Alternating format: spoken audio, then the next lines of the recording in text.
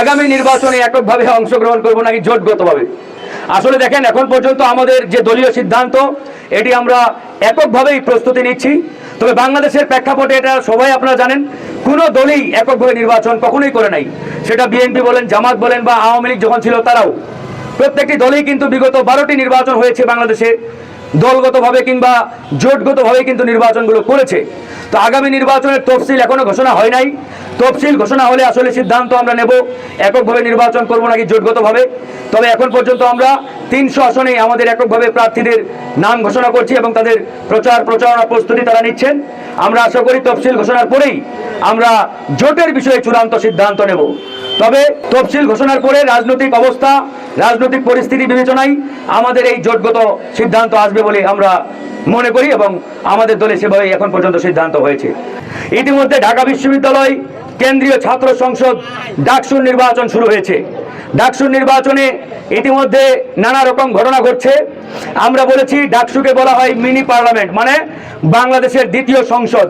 এই ডাকসু নির্বাচন যদি অবাধ, সুষ্ঠু, নিরপেক্ষ না হয়, তাহলে আগামীতে জাতীয় নির্বাচনে বড় একটি সংকট তৈরি হবে এবং এর একটা বড় ইফেক্ট জাতীয় নির্বাচনে পড়বে। তার জন্যই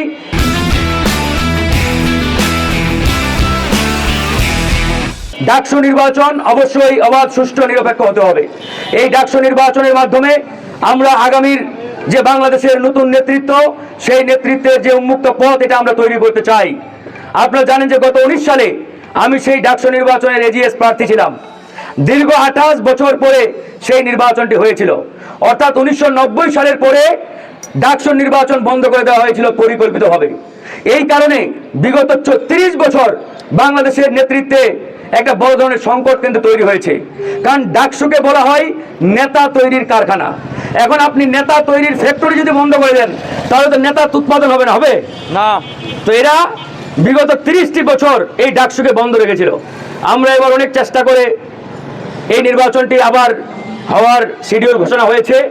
আমরা আশা করব প্রশাসন দক্ষভাবে সেই ডাকসুর নির্বাচনটি সুন্দরভাবে করবে এবং ছাত্রদের উপহার দেবে। ইতিমধ্যে ডাকসু নিয়ে নানান অভিযোগ অনুযোগ আমরা দেখতে পাচ্ছি।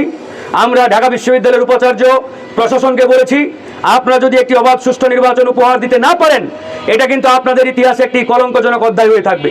তাই আপনাদেরকে একটি অবাধ, সুষ্ঠু নির্বাচন উপহার দিয়ে একটা দৃষ্টান্ত উদাহরণ সৃষ্টি করতে হবে। তো আমরা আশাবাদী যে আগামী 9 তারিখ যে ডাকসু নির্বাচন, এই নির্বাচনটি অবশ্যই অবাধ এবং সুষ্ঠু হবে ইনশাআল্লাহ।